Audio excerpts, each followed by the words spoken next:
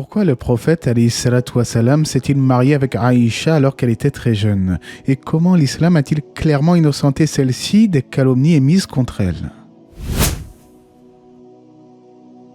Assalamu alaikum wa rahmatullah, j'espère que vous allez bien. Aujourd'hui et plus que jamais, il est essentiel de connaître l'histoire des personnalités les plus éminentes de notre religion. En effet, comment pourrions-nous nous revendiquer fièrement musulmans sans connaître la vie des prophètes et des femmes exceptionnelles qui ont marqué l'histoire de l'islam? Aujourd'hui, nous allons nous pencher ensemble sur la vie de Aïcha, la mère des croyants et épouse du prophète alayhi salatu wassalam. Que vous connaissiez déjà une partie de son histoire ou que vous souhaitiez la redécouvrir et approfondir, cette vidéo vous sera bénéfique, Inch'Allah. Avant de commencer notre histoire, je tenais à annoncer un petit jeu concours. Pour faire simple, à la fin de la vidéo, je poserai une question sur le récit de Aïcha et vous posterez votre réponse dans les commentaires. Je sélectionnerai ensuite au hasard l'une des bonnes réponses en laissant un commentaire indiquant MP sur Messenger. Je lui enverrai ainsi un exemplaire de mon livre sur les miracles scientifiques du Coran ainsi qu'un autre sur la gratitude en islam. Ceci me fait énormément plaisir car vous êtes tous si bienveillants sur la chaîne avec vos commentaires que le minimum est de faire des petits cadeaux de temps en temps pour nous encourager mutuellement dans le bien. Mais trêve de bavardage, passons dès maintenant à notre récit. Aïcha était une femme véridique, fille d'un homme véridique, à savoir Abu Bakr as-Siddiq, le premier calife des musulmans après la mort du messager d'Allah, alayhi salatu wassalam. Elle est donc connue comme étant la mère des croyants, mais aussi l'épouse du prophète et sa bien-aimée. En effet, un jour on demanda au prophète Mohammed sallallahu alayhi wa sallam quelle est la personne qu'il aime le plus et il répondit sans aucune hésitation Aïcha. Parmi ses surnoms, on la nommait la disculpée après que la révélation du Coran eut confirmé son innocence face aux accusations portées par ceux dont les cœurs étaient malades. Elle fut ainsi innocentée par le Créateur lui-même, le maître de l'univers, mais bien sûr, je reviendrai en détail sur cette histoire lorsque j'évoquerai les éléments de sa vie. Physiquement, il est rapporté que Aïcha était très belle, blanche de peau avec un teint un peu rougeâtre. Moralement, elle fut très influencée par les mœurs et l'adoration de son mari, le messager d'Allah, sallallahu alayhi wa sallam. D'ailleurs, c'est elle-même qui rapporta de nombreux hadiths décrivant la grande dévotion et la façon dont le prophète adorait son Seigneur. C'est pour cela que souvent dans les recueils de hadiths, nous pouvons lire Aïcha rapporte du prophète alayhi salatu wassalam qu'il dit un jour suivi de tel ou tel propos. Aïcha est née à la Mecque en Arabie vers l'an 614 du calendrier grégorien. Elle naquit après le début de la révélation du Coran sur le cœur du prophète alayhi salatu wassalam et n'a donc pas connu la période pré-islamique. Elle n'est donc pas elle-même convertie à l'islam puisque ses deux parents étaient devenus musulmans et je rappelle que son père n'est autre que Abu Bakr, le noble compagnon du prophète qui fut parmi les premiers à embrasser l'islam. Elle s'épanouit au sein d'une famille noble et aisée jouissant d'une vie agréable. En effet, Abu Bakr était l'un des plus grands commerçants de la Mecque, mais aussi un croyant vertueux qui ne perdait jamais une occasion pour faire le bien et soutenir le prophète dans sa mission. C'est donc au sein d'une famille bénie que Aïcha grandit, alhamdulillah. À l'âge de 9 ans, elle jouait avec des filles de son âge à la balançoire et elle avait même des poupées à sa disposition. Mais après son mariage avec le prophète, elle avait encore certaines poupées au point où un jour le messager d'Allah aperçut entre elles un cheval avec des ailes. Il lui demanda alors « Qu'est-ce donc que cela, ô Aïcha ?»« Un cheval, répondit-elle. « Un cheval avec des ailes ?» s'étonna le prophète alayhi salatu wassalam. Et elle de répondre « Le cheval de Suleyman n'avait-il pas des ailes ?» Ce qui fit rire le prophète. Ce récit montre que Aïcha avait déjà des connaissances, notamment au sujet du prophète Suleyman alayhi salam, le roi Salomon. En fait, elle accumula beaucoup de savoir et ce depuis sa plus tendre enfance, avec un environnement familial très spirituel, son père et sa mère récitant régulièrement le Coran dans le foyer. Et là, j'aimerais attirer l'attention à tous les jeunes qui écoutent cette vidéo. Ne perdez pas de temps pour apprendre votre religion, car plus nous vieillissons, plus notre mémoire a tendance à faiblir et à perdre de son efficacité. C'est maintenant qu'il faut apprendre notre religion et ne pas toujours remettre à plus tard ces choses primordiales. Quoi qu'il en soit, après le décès de Khadija, qui était bien plus âgée que le prophète, alayhi salatu wassalam, il se maria ensuite avec Aïcha, qui était de son côté plus jeune, un peu avant l'hégire. En fait, avant de l'épouser, il l'avait vue en rêve à 3 reprises et un ange lui annonça qu'elle deviendrait son épouse, comme cela est rapporté dans le recueil d'Al-Bukhari et Muslim. Lorsque Abu Bakr reçut la grande nouvelle, il s'en réjouit profondément. En fait, tout le monde était très heureux concernant cette union et personne n'a trouvé cela choquant ou bizarre. Même les polythéistes, qui étaient les plus acharnés à déceler la moindre faille chez le messager d'Allah afin de le discréditer lui et son message, n'évoquèrent jamais le mariage avec Aïcha pour tenter de porter atteinte à son intégrité. Néanmoins, aujourd'hui, beaucoup de gens mal intentionnés se servent de cette histoire, de ce mariage, pour se moquer du prophète, alayhi salatu wassalam, insultant son honneur et prétendant que l'islam encouragerait le mariage avec les petites filles à notre époque. En réalité, le mariage de Aïcha avec le prophète lorsqu'elle était jeune est certes attesté par les sources authentiques Al-Bukhari et Muslim. Cependant, il faut remettre les choses dans leur contexte historique. Au 7e siècle en Arabie, les normes sociales et coutumières différaient de celles d'aujourd'hui et l'âge légal n'était pas fixé comme dans nos sociétés contemporaines. Le mariage se fondait surtout sur la maturité biologique et l'acceptation des familles, et personne à l'époque n'a contesté l'union avec Aïcha, pas même son père qui aimait pourtant énormément sa fille. Et en effet, si cela avait été tabou ou si Aïcha n'avait pas atteint sa maturité biologique à cet âge, son père aurait forcément été perplexe, voire aurait essayé de dissuader le prophète alayhi salatu wassalam d'une telle démarche, ce qui n'a pas été le cas. Aujourd'hui, la loi considère comme un crime les rapports intimes avec des personnes n'ayant pas atteint l'âge de maturité fixé, indépendamment de leur développement réel. Mais il y a 1400 ans en Arabie, aucune limite d'âge n'existait, ce qui comptait était la maturité biologique.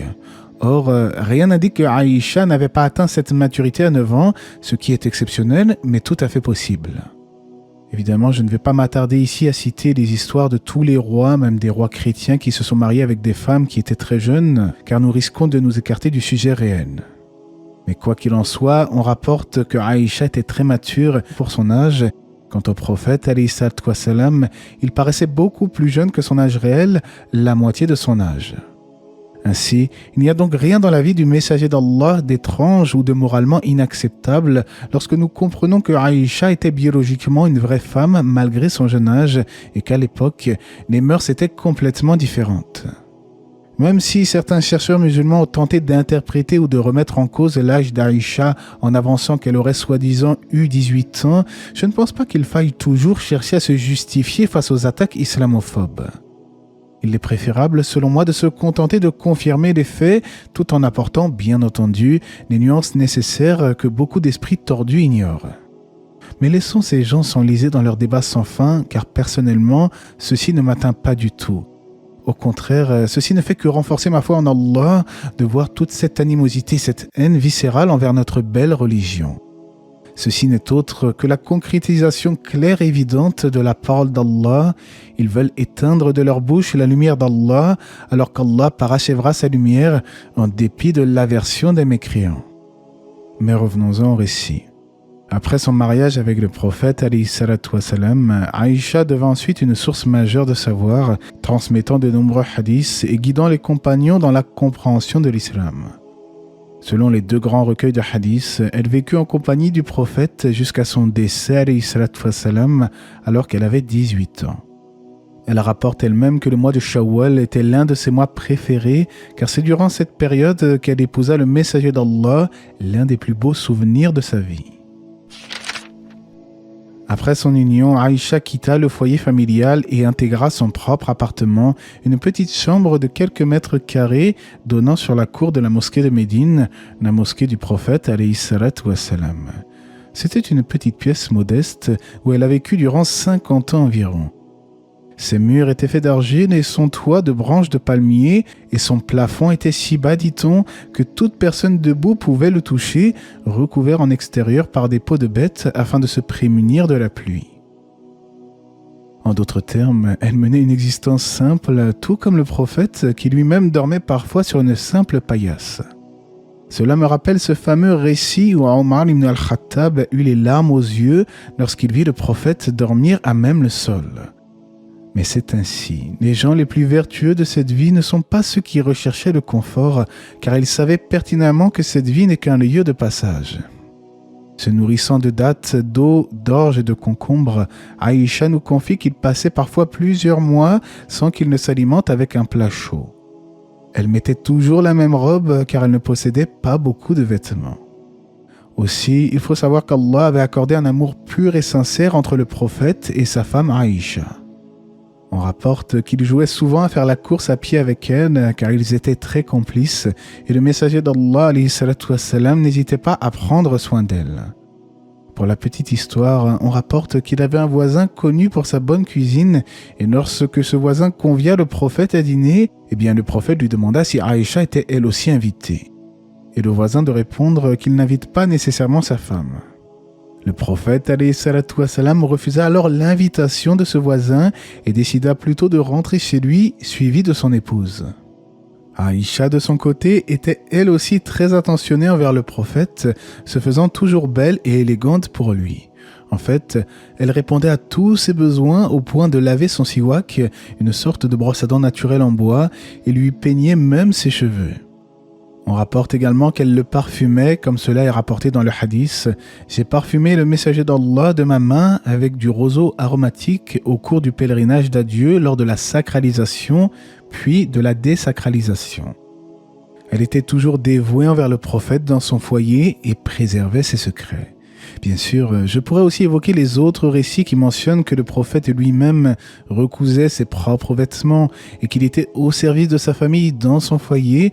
Mais dans cette vidéo, nous nous intéressons plutôt à l'histoire de Aïcha spécifiquement et j'ai déjà réalisé la biographie du prophète Mohammed sur la chaîne. Donc, comme je le disais, Aïcha éprouvait un amour intense envers son époux. En fait, elle le connaissait si bien qu'elle arrivait à comprendre juste avec un simple regard ce qui le tracassait ou non, ou bien tout simplement ce qu'il souhaitait.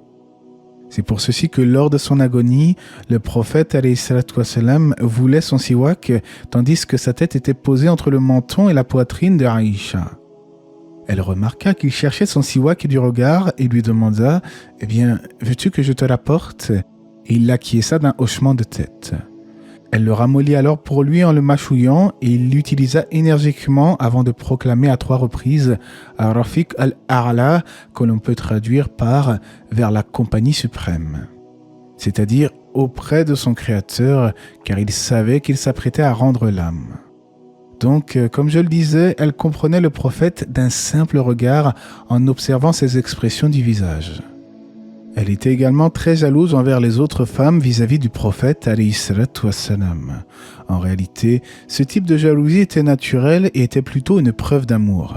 Lorsqu'un jour le prophète l'interrogea un jour sur sa jalousie, Aïcha lui répondit « Et comment une femme comme moi n'éprouverait-elle pas de la jalousie pour un homme tel que toi ?» Ce qui est gentil et mignon en réalité.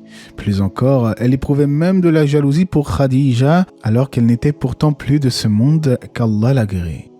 Première femme du messager d'Allah, j'envisage d'ailleurs de traiter de son récit à elle aussi très prochainement, Inch'Allah. Un jour, Aïcha fut jalouse car elle constata que le prophète reconnut en la sœur de Khadija la manière de faire de son ancienne épouse et Aïcha dit alors « Celle que tu mentionnes est une de ces vieilles femmes de Quraysh dont les dents sont tombées et qui est morte depuis longtemps. Allah te l'a remplacée par meilleure. » Également, le prophète envoyait parfois de la nourriture de mouton aux amis de Khadija, ce qui rendait Aïcha encore plus jalouse. Mais malgré l'indulgence du prophète qui comprenait, voire tolérait souvent la jalousie de Aïcha, il n'hésitait pas non plus à la corriger lorsqu'elle dépassait les limites de la législation islamique. Pas physiquement, bien entendu, car le prophète ne levait pas la main sur les femmes, mais il l'a déjà réprimandée un jour lorsqu'elle dénigra sa fille en raison de sa petite taille. On rapporte donc qu'il a pris la défense de sa fille en disant « Tu as certes dit une parole qui, si elle était mélangée à l'eau de mer, l'aurait souillée. » Nous pouvons déduire de cela que Aïcha était assez grande de taille puisqu'elle critiqua la petite taille de sa fille. Quant à Safiya bint Huyay, c'était une ancienne femme juive avant de se convertir à l'islam et elle suscitait beaucoup de jalousie de la part des autres épouses du messager d'Allah. Mais bien entendu, il n'hésitait pas à toujours prendre sa défense. Malgré cette jalousie naturelle, Aïcha était de loin la femme que le prophète aimait le plus, car lorsqu'on l'interrogea sur la personne qu'il préférait, il répondit instantanément « Aïcha ». Et lorsqu'on lui demanda « Et parmi les hommes ?» il répondit « Son père », c'est-à-dire Abu Bakr. À noter que dans le hadith, la formulation où il est dit « son père » illustre bien l'amour profond qu'il entretenait pour Aïcha. En effet, c'est comme si à travers son témoignage d'amour pour Abu Bakr, il incluait un autre témoignage d'amour qui vise Aïcha, sa fille. Et en effet, il aurait pu dire Abu Bakr en citant son nom en tant que réponse, mais il a plutôt dit son père, faisant ainsi une seconde fois référence à Aïcha, subhanallah. Comme le disait l'imam ad-Dahabi, le prophète affichait ouvertement son amour pour Aïcha, et ceci sans aucune gêne, alors aujourd'hui, c'est comme si c'était tabou pour certains de faire l'éloge de sa femme en citant son nom. Parfois, le prophète prenait Aïcha sur ses épaules afin qu'elle puisse assister avec lui au spectacle des Abyssins qui jouaient à se battre à la lance. Aïcha nous confie cependant qu'elle n'était pas vraiment intéressée par le spectacle en lui-même, mais qu'elle voulait que les femmes voient son rang à ses yeux et son statut auprès de lui. Le prophète alayhi salatu wassalam passait du temps avec elle pour discuter, plaisanter, et lorsqu'elle buvait et mangeait, il cherchait parfois l'endroit où elle avait posé ses lèvres afin d'y poser les siennes. Mais comme tout couple, évidemment, et même s'il s'agissait du prophète Mohammed et de la mère des croyants, ils avaient parfois quelques différends au point où un jour, Aïcha haussa le ton contre son époux. Abu Bakr était très en colère contre sa fille, mais le prophète alayhi salatu wassalam parvint néanmoins à le calmer jusqu'à la complète réconciliation. D'ailleurs, après avoir calmé Abu Bakr, le prophète s'était tourné vers Aïcha en lui disant, avec un ton d'humour, « N'as-tu pas vu comment j'étais protégé contre cet homme ?» Alors, j'aurais pu faire l'impasse sur ce récit, mais je trouve au contraire qu'il renferme une grande sagesse. Même les meilleurs des hommes et les meilleures des femmes de ce monde pouvaient parfois se quereller. Que dire alors de nous, simples musulmans et musulmanes ? Dans un mariage, il peut y avoir des conflits, mais l'important est de dépasser ces disputes passagères et de tout faire pour s'améliorer et apprendre à se maîtriser et à se connaître mutuellement. Après avoir évoqué quelques-uns des mérites de Aïcha, je tenais également à aborder avec vous un point essentiel de sa vie qui mérite que l'on s'y attarde. Je vous ai dit tout à l'heure qu'elle fut innocentée par Allah subhanahu wa ta'ala, car dans la sourate An-Nur, la lumière, il est fait mention d'une grande calomnie portée à son encontre. En effet, à partir du verset 11, il est fait mention de la calomnie contre Aïcha, l'épouse du prophète Mohammed, alayhi salatu wassalam. Ceux qui sont venus avec la calomnie sont un groupe d'entre vous, celui d'entre eux qui s'est chargé de la plus grande part aura un énorme châtiment. Mais quelle est donc cette histoire de calomnie ?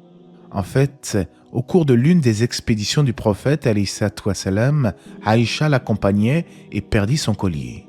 Elle partit alors à la recherche de son collier, tandis que les compagnons du prophète reprirent leur route, pensant que Aïcha était encore dans son palanquin. À son retour au campement, Aïcha se rendit compte du départ des musulmans. Elle décida alors de patienter, pensant qu'ils reviendraient sur leurs pas pour la récupérer. C'est alors qu'un compagnon qui était resté en arrière de l'expédition, à savoir Safwan, arriva sur le lieu de campement. Il aida alors Aïcha à regagner un endroit où les musulmans venaient de faire halte, sans même lui dire un mot. Mais certains hypocrites ont profité de cette situation afin d'accuser Aïcha et Safwan de ce que vous savez. C'est pour cela qu'Allah lui-même, le créateur des cieux et de la terre, a innocenté Aïcha de cette immonde calomnie. Cette calomnie, propagée par certains hypocrites, causa une crise au sein de la communauté. En réalité, cette histoire souligne l'importance de bien vérifier les informations et de garder un bon soupçon envers les croyants, comme Allah le dit dans son noble livre.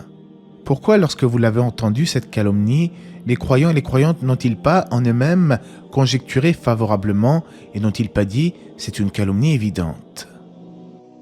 On dit souvent que la perte d'un proche est l'une des choses les plus difficiles dans ce monde, et même en tant que croyant, la mort a ses affres et son lot de tristesse. Que dire alors du décès de la plus noble des créatures que n'ait porté cette terre, Rasulullah sallallahu alayhi wa sallam. Une nouvelle fois, la fin de la vie du prophète démontra tout l'amour qu'il éprouvait pour Aïcha, car c'est avec elle qu'il choisit de passer ses derniers instants, avec l'accord de ses autres épouses bien sûr. Je ne vous en ai peut-être pas parlé car il peut m'arriver d'oublier des informations quelquefois, mais Aïcha était connue pour être une bonne soigneuse à tel point que l'on relate qu'elle soignait les blessés et acheminait des vivres sur le champ de bataille lors de la confrontation à Uhud. Mais c'est surtout à la fin de la vie du prophète qu'elle approfondit véritablement ses connaissances en médecine, bien que n'ayant pas suivi une formation particulière. En effet, lorsque les délégations arabes venaient de toutes parts en lui conseillant des remèdes, elle les confectionnait et les améliorait pour lui, et c'est ainsi qu'elle a beaucoup appris. Ainsi, elle resta au chevet du messager d'Allah durant les derniers jours de sa vie, l'assistant comme à son habitude et prenant soin de lui. Le prophète alayhi salatu wa salam souffrait d'une maladie particulièrement intense et Aïcha récitait sur lui le Coran, les sourates protectrices et les invocations, notamment en passant sur son corps sa propre main. Elle disait en ce sens, lorsque le prophète avait mal quelque part, il récitait les sourates protectrices et soufflait dans ses mains qu'il passait ensuite sur son corps. À l'agonie, je l'ai fait à sa place. Le fait de souffler consiste à crachoter légèrement sans émettre de salive. Vous pouvez aussi faire cela avec les sourates protectrices ou même avec la sourate Al-Fatiha si vous avez très mal à un endroit. Conséquemment, Aïcha apporta le siwak au prophète en prenant soin de lui ramollir avec les dents, comme je le disais tout à l'heure. Puis, il l'utilisa une dernière fois avant de rejoindre son Créateur. Ces dernières paroles étaient à Rafiq al-A'la vers la compagnie suprême. Allah reprit son âme tandis qu'il était dans les bras de sa bien-aimée, Habibat Habib Allah, la bien-aimée du bien-aimé d'Allah, l'un de ses surnoms. Après la mort du messager d'Allah, Médine s'assombrit de toutes parts. Les cœurs étaient très attristés de cette perte, au point où Omar ibn al-Khattab était dans le déni total. Plus encore, il menaçait de tuer quiconque oserait affirmer mensongèrement que le prophète est décédé. Mais Abu Bakr clarifia la situation et expliqua aux gens avec sagesse ce qu'il en était réellement afin que Omar reprenne ses esprits. Il déclara que quiconque adorait Mohammed, qu'il sache que Mohammed est mort, mais que quiconque adorait Allah, qu'il soit convaincu qu'Allah est le vivant qui ne meurt jamais. Puis, Abu Bakr récita le verset « En vérité, tu mourras, ils mourront eux aussi » ainsi que le verset 144 de la sourate La famille d'Imran. À la mort du prophète, Aïcha avait 18 ans et accepta son sort de veuve et de femme sans enfant. Mère des croyants, elle devint ensuite une grande éducatrice pour toute la communauté musulmane. Forte de son vaste savoir, elle propagea ses connaissances et inspira des millions de musulmans à travers le monde, dont les plus érudits. C'était également, comme vous le savez, la fille du premier des califes de l'histoire de la civilisation islamique, Abu Bakr as-Siddiq. D'ailleurs, durant le règne de Abu Bakr consultait souvent sa fille Aïcha au sujet des affaires religieuses qui pouvaient lui échapper. Ayant évolué aux côtés du prophète et énormément échangé avec lui, Aïcha était une érudite, une femme extrêmement instruite, dotée d'une capacité de compréhension et d'interprétation extraordinaire. C'est ainsi que les gens revenaient à elle pour lui poser des questions en matière de religion. Elle était spécialisée dans la fatwa durant le califat de Abu Bakr, de Omar et de Osman, et ceci jusqu'à sa mort. Mais le califat de son père fut de courte durée, car Abu Bakr décéda 2 ans, 3 mois et 10 jours après avoir pris les rênes de la communauté. De surcroît, elle perdit aussi sa meilleure amie Fatima, la fille du prophète, quelques mois après la mort de celui-ci. Lors du califat de Omar ibn al-Khattab, lui-même ainsi que les plus grands compagnons revenaient eux aussi souvent vers Aïcha lorsqu'ils avaient des questions très précises à lui poser en religion. Les musulmans lui posaient un grand nombre de questions sur les hadiths, car comme je le disais, elle a mémorisé un nombre très conséquent de paroles du prophète, alayhi salatu wassalam. On dit qu'elle rapporta pas moins de 2200 hadiths, soit près d'un tiers du recueil d'Al-Bukhari en comparaison. Concernant la subsistance des femmes du prophète, Omar prenait soin à ce qu'elles ne manquent de rien, bien qu'elles étaient connues pour reverser leur argent en aumône. Plus encore, Omar éprouvait énormément de respect pour Aïcha et lors de son agonie, après avoir été poignardé dans la mosquée, il demanda à son fils Abdallah « Rends-toi chez Aïcha, la mère des croyants, et dis-lui « Omar te salue ». Ne dis pas le commandeur des croyants, dis-lui simplement « Omar ibn al-Khattab te demande l'autorisation d'être enterré aux côtés de ses deux compagnons », c'est-à-dire le prophète alayhi salatu wassalam et Abu Bakr. Et Aïcha accepta sa requête malgré qu'elle désirait ce privilège pour sa personne et elle dit en ce sens « Je vous laisse cela pour moi, mais aujourd'hui, je le fais passer devant moi. » Après la mort de Omar ibn al-Khattab, l'empire musulman s'étendit de plus en plus au cours du califat de Osman. De très nombreuses communautés embrassèrent l'islam et par conséquent, les gens avaient grand besoin de réponses à leurs questions sur l'islam. Heureusement, Aïcha était toujours là pour répondre aux questions et délivrer des avis religieux. Lorsque des assaillants assiégèrent la maison de Osman afin de le tuer, Aïcha était présente pour le soutenir en essayant de lui faire parvenir des vivres. Après cela, Osman ibn Affan tomba en martyr. Alors qu'elle avait à cette époque 40 ans, Aïcha fut très en colère à l'encontre de ceux qui avaient osé assassiner le calife Osman, appelant publiquement à ce que les meurtriers soient châtiés. Quoi qu'il en soit, Aïcha fut blessée lors de la bataille du chameau qui opposa les troupes de Ali à celles menées par elle-même ainsi que Talha et Zubayr. En effet, Aïcha souhaitait que les assassins de Osman soient rapidement retrouvés et jugés, tandis que Ali, de son côté, cherchait avant tout à rétablir le calme et l'unité de la communauté et avait donc choisi de reporter cette décision sans engager immédiatement des poursuites contre les assaillants. Malheureusement, au cours des affrontements, Aïcha fut blessée à la main. Cet événement constitua une grande tristesse pour elle, car son intention était avant tout de rétablir la conciliation entre les musulmans. Bien sûr, Ali ibn Abi Talib n'a jamais voulu que Aïcha soit blessée, il demanda même à ce qu'elle soit écartée du champ de bataille après l'incident. À la suite de dissensions politiques que j'ai abordées en profondeur dans mes vidéos sur l'histoire de l'islam, les Khalijites finirent par tuer le quatrième calife, Ali ibn Abi Talib. Pour rappel, les Khalijites sont une branche dissidente et violente contre laquelle le prophète lui-même avait clairement mis en garde. Après ces grands troubles vint le califat de Muawiyah et Aïcha se résolut à rester chez elle en s'adonnant à la prière, au jeûne et à la diffusion du savoir. C'est d'ailleurs durant ce califat que Aïcha trouva la mort suite à une maladie qui l'emporta. Connue pour sa grande humilité, elle disait souvent qu'elle souhaiterait être complètement oubliée. Mais Allah en a voulu autrement, car elle a été l'une des personnalités islamiques les plus mémorables de l'histoire. C'est le compagnon Abu Huraira qui dirigea sa prière funéraire et elle décéda à l'âge de 67 ans. Elle fut enterrée de nuit dans le cimetière de Médine, rassemblant un grand nombre de personnes venues assister à son enterrement, qu'Allah l'agrée. Parmi les mérites de notre mère Aïcha, nous avons vu tout au long de cette vidéo qu'elle était une grande érudite et qu'elle possédait un savoir immense en matière de religion. Elle rapporta un grand nombre de hadiths et fut une référence incontournable pour de nombreux compagnons et savants après la mort du prophète, alayhi salatu wassalam.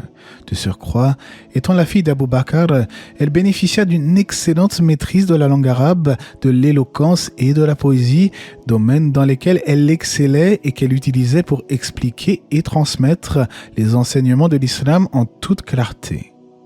Mais Aïcha était également une femme d'une grande spiritualité. Elle prolongeait longuement ses prières et de nombreux compagnons la trouvaient souvent en pleurs lors de la récitation du Coran, tant son cœur était profondément attaché à la parole d'Allah. Elle jeûnait tous les jours de jeûnes surérogatoires, donnait généreusement de ses biens aux gens, mais malgré toutes ses qualités et sa grande érudition, elle restait humble et ne cherchait nullement les éloges des gens, car elle craignait de tomber dans l'ostentation. Son intention était donc pure et sincère en toutes choses. Elle alliait ainsi science, intelligence, piété et sincérité, faisant d'elle l'une des figures les plus importantes et respectées de l'histoire de l'islam. Aussi, elle faisait preuve d'un intérêt tout particulier pour la prière du Tarawih au cours du mois de Ramadan. C'est elle également qui rapporta le hadith où le prophète exhorta la communauté à demeurer constant dans les actions, quand bien même elles seraient minimes. C'est à cet effet qu'elle commenta cette parole du prophète alayhi salatu wassalam en disant « Lorsque la famille de Mohammed accomplissait une action, elle le faisait de façon constante. » Au sujet de la science d'Aïcha, un compagnon nous relate après la mort du prophète alayhi salatu wassalam, « Chaque fois que nous, les compagnons du prophète, avions une difficulté pour comprendre un règlement de l'islam, nous trouvions quelques connaissances à ce sujet auprès de Aïcha. » Beaucoup de compagnons disaient d'ailleurs ne jamais avoir rencontré une personne plus savante que Aïcha. Même les savants des générations suivantes reconnaissaient son mérite, comme Ibn Kathir qui disait lui-même « On ne connaît pas parmi les femmes de la communauté, ni à l'extérieur, plus savante ou plus intelligente qu'elle. » Ainsi, de son vivant, Aïcha avait de nombreux élèves qui venaient de partout s'enquérir de son savoir. Parmi eux, le célèbre compagnon Abu Musa al-Ash'ari, Ammar ibn al-As, Abu Huraira, Abdallah ibn Omar, Abdallah ibn Abbas et bien d'autres. Elle se basait bien évidemment sur le Coran et la Sunna lorsqu'elle devait délivrer des avis religieux pour la communauté. Ce qui la distingue des autres rapporteurs de hadiths, c'est que certains compagnons rapportaient des hadiths les uns les autres, tandis que Aïcha est celle qui a reçu le plus de hadiths directement de la bouche du prophète, alayhi salatu wassalam. En fait, si ce n'était Aïcha, par la permission d'Allah bien entendu, eh bien un grand nombre de hadiths ne nous seraient pas parvenus et auraient été perdus. Mais laissez-moi vous citer quelques-uns de ces avis religieux pour lesquels elle est connue. Elle considère que toucher son épouse ou bien l'embrasser n'annule pas forcément les ablutions. Elle recommande pour celui qui a dit des gros mots de refaire ses ablutions. Elle ne considère pas le grand lavage pour la prière du vendredi comme obligatoire et elle ne considère pas la zakat sur les bijoux de la femme comme étant obligatoire. Aïcha a même émis des avis religieux controversés parmi les savants pour laquelle elle s'est singularisée. Juste un petit exemple, dans le célèbre ouvrage Aïcha, la mère des croyants, réalisé par le comité de recherche d'Arabie Saoudite, on peut relever que Aïcha a évoqué la permission pour une femme de sortir sans mahram quand les conditions de voyage sont sûres et sécurisées. Cet avis n'est évidemment pas celui de tous les savants qui se basent sur un hadith où le prophète alayhi salatu wassalam a interdit à une femme seule de voyager. Mais quoi qu'il en soit, Aïcha connaissait les secrets de la législation islamique et ne se limitait pas au sens apparent des textes. Elle savait que les règles de la législation islamique sont fondées sur des sagesses et des causes et que les jugements peuvent différer en fonction du contexte. Aïcha était donc une femme exceptionnelle qui se caractérisa par l'acquisition et la mémorisation du Coran et de la tradition prophétique et en ce sens, elle n'a fait qu'appliquer la parole d'Allah et gardez dans vos mémoires ce qui, dans vos foyers, est récité des versets d'Allah et de la sagesse. Dans ce verset, la sagesse fait bien évidemment allusion à la sunna du prophète alayhi salatu wassalam, qui est une révélation à part entière car le prophète n'inventait rien de son propre chef. C'est notamment l'avis des savants du tafsir comme Ibn Kathir. Finalement, Aïcha était une sommité dans de nombreux domaines. La médecine, les sciences de l'interprétation du Coran, la délivrance d'avis juridiques, fatwa, la transmission du hadith, ainsi que le souci constant de préserver l'unité de la Ummah grâce à ses conseils avisés, son éloquence et sa douceur dans la manière de prêcher et d'enseigner l'islam. Le prophète alayhi salatu wassalam aimait Aïcha d'un amour profond. Il disait même que le mérite de Aïcha vis-à-vis des autres femmes est à l'image de la supériorité du sarid sur les autres plats. Le sarid est un plat traditionnel composé de pain, de légumes et de viande, très apprécié à cette époque. De surcroît, tous les savants anciens et contemporains reconnaissaient son mérite, dont Ibn Kathir qui disait à son sujet: quant à Aïcha, elle était l'épouse préférée du messager d'Allah, sallallahu alayhi wa sallam, qui n'épousa aucune autre femme vierge qu'elle. On ne connaît pas parmi le reste des femmes au sein de cette communauté, ni même en dehors, plus savantes et plus érudites qu'elle. En outre, Allah fut jaloux pour elle face aux calomniateurs et ce qu'ils prétendirent, il y révéla sa disculpation au-delà des 7 cieux. Après la disparition du messager d'Allah, elle accomplit environ une 50aine de petits pèlerinages. Elle transmit de lui le Coran, la Sunna, émit des fatwas musulmans et réconciliait les opposants. Elle est la plus noble des mères des croyants jusqu'à la fin de sa citation. Quant à Shir al-Uthaymin, un érudit saoudien mort dans les années 2000, il déclara de son côté « La supériorité de Aïcha résidait dans sa bonne relation avec le prophète alayhi salatu wassalam à la fin de sa vie et le fait qu'Allah la disculpa dans son livre de ce dont l'avaient accusé les gens de la calomnie. » Il révélera à son sujet des versets récités jusqu'au jour de la résurrection. En outre, elle mémorisa la guidée du prophète et de sa sunna, ce que nulle autre femme ne mémorisa. De plus, elle répandit un savoir très abondant au sein de notre communauté. Enfin, le noble prophète sallallahu alayhi wa sallam n'épousa aucune vierge en dehors d'elle. De ce fait, il se chargea de son éducation maritale. Shir Uthaymin évoque aussi le hadith où il est dit que la supériorité de Aïcha sur les autres femmes est comme la supériorité du tharid sur les autres plats et explique que selon lui cela signifie qu'elle est la meilleure des femmes et ce dans l'absolu. Mais quoi de mieux pour finir cette vidéo que de vous citer des paroles attribuées à Aïcha elle-même. En effet, on rapporte et on retient de ses propos qu'elle dit « Quiconque recherche la satisfaction d'Allah, même si cela entraîne la colère des gens, alors Allah lui suffira contre les gens. Mais quiconque recherche la satisfaction des gens par ce qui entraîne la colère d'Allah, Allah le confiera aux gens. » Elle disait également « Vous négligez la meilleure adoration, la modestie. » Elle disait aussi « Diminuez les péchés, en effet, vous ne saurez rencontrer Allah avec meilleure chose que le peu de péchés. » Et finalement, elle disait « La meilleure femme est celle qui ne connaît pas le vice de la parole, qui n'est pas conduite par la ruse des hommes, son cœur est vide, si ce n'est de belles choses pour son époux, et l'idée de rester chaste pour sa famille. » En définitive, le récit de notre mère Aïcha nous révèle une femme d'exception dont la vie fut marquée par une proximité unique avec le prophète alayhi salatu wassalam, une immense science et une profonde spiritualité. Par son ascétisme, elle nous enseigne le détachement sincère de ce bas monde à Zuhd. Par son savoir, elle demeure l'une des plus grandes références de l'islam dans la transmission du hadith et la compréhension du Coran. Et par son caractère, elle incarne l'intelligence, la pédagogie et la sagesse. Malgré les épreuves et les événements difficiles de son époque, Aïcha œuvra constamment pour le bien et l'unité de la communauté, laissant derrière elle un héritage intellectuel et spirituel inestimable. Son exemple demeure encore aujourd'hui une source d'inspiration pour quiconque cherche à comprendre l'islam avec profondeur, sincérité et équilibre. Nous arrivons donc au terme de cette vidéo et voici la question du concours. Combien de hadiths Aïcha a-t-elle rapporté au total ? Il me faut le chiffre arrondi que j'ai évoqué dans la vidéo afin de rester clair et cohérent. Bien entendu, toute bonne réponse ne sera pas forcément récompensée puisqu'il n'y a qu'un seul lot pour le moment. Le gagnant sera donc désigné par tirage au sort, une seule personne sera sélectionnée. Je prendrai un commentaire au hasard, un commentaire qui a donné la bonne réponse, environ 7 jours après la publication de la vidéo, Inch'Allah.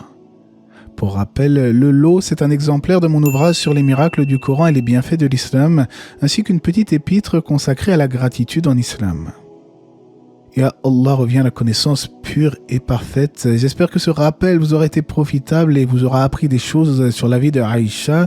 Je vous invite, pour ceux qui ne le sont pas encore, à vous abonner afin de ne rien manquer des prochaines publications sur l'histoire des plus grandes personnalités de notre religion, ainsi que d'autres rappels. Quoi qu'il en soit, que la paix et les bénédictions d'Allah soient sur le prophète, sa famille et ses compagnons.